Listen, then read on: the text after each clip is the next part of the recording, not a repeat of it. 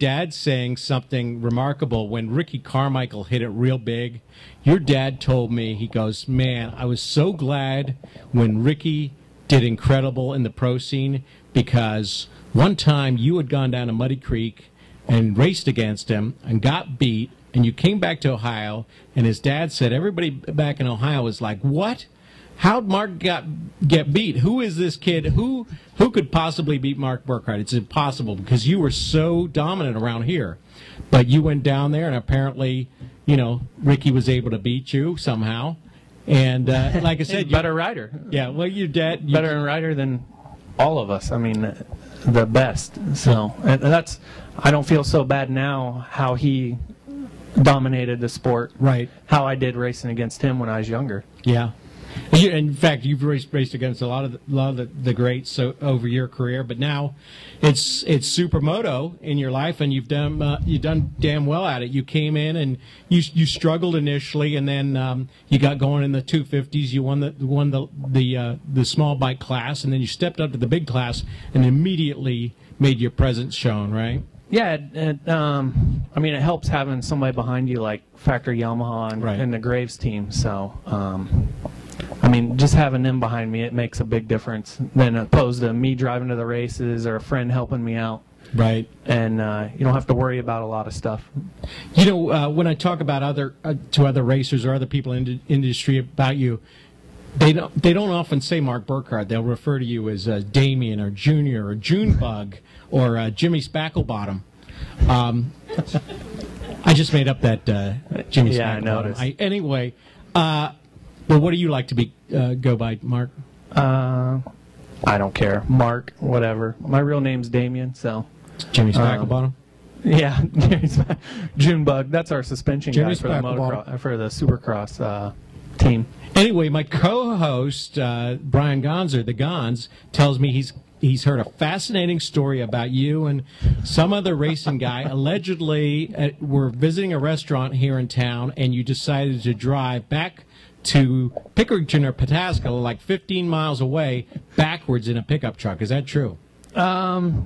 Me and my friend were at Roosters, just right down the road here, and he backed up all the way across the parking lot. It's Larry Pegram, by the way. Oh, road racer Larry Pegram. Yeah. Okay. And I said, dang, why don't you just back up all the way home? And kind of jokingly. And he said, looked at me, he goes, well, how much will you give me? And I said, I don't know, I'll give you $50. And he goes, I go, all right, I'll give you 20. And my buddy in the back seat said, I'll give you another 20. So it was $40.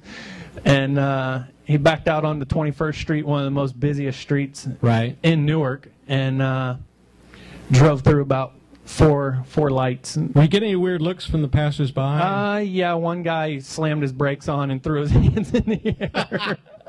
We were laughing so hard. Yeah. I don't even think we knew what was going on, but people were coming at us, and then they'd see that we were going backwards. Right. And I was kind of waving at him, and then we were laughing so hard he had to pull off the road. So for the folks at home, this is bad behavior. Just saying, you know, kids, I don't recommend it. Driving backwards, unless you're don't try that at home. Right, your truck is in reverse or whatever. Anyway, let's. Enough about going backwards. Let's go forwards and talk about your future in supermoto. What do you see over the next few years? What's happening with you? I don't know. Hopefully the sport will grow. I think this year kind of is actually. I don't know if it's that the AMA is not so worried about having a series and because they sold everything off to DMG.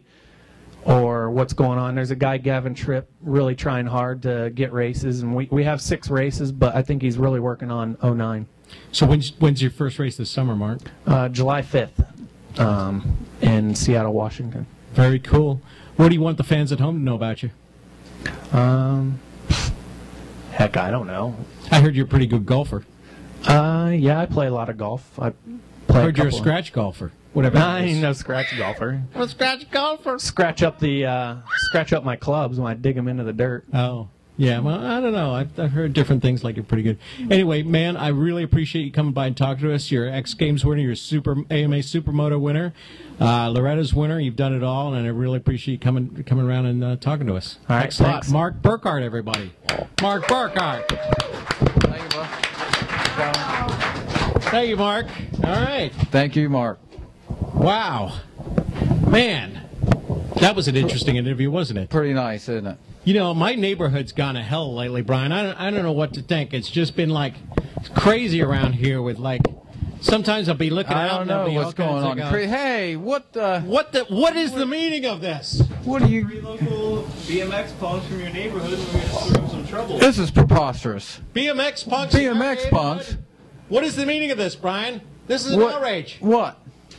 What are you guys going to do here? Oh, we're going to upset your apple cart, Rupert. Tell him, Brian. You've got to go, Mo. We don't have an apple cart anymore. Get the hell out of here, you BMX punks. You guys, I mean, it's over. I told you, my neighborhood, I tell you, BMX punks, they're all over the place. They're all over this neighborhood. It's like a neighborhood. bloody plague, isn't it? I would move out of the neighborhood almost. Wow. Well, I'm just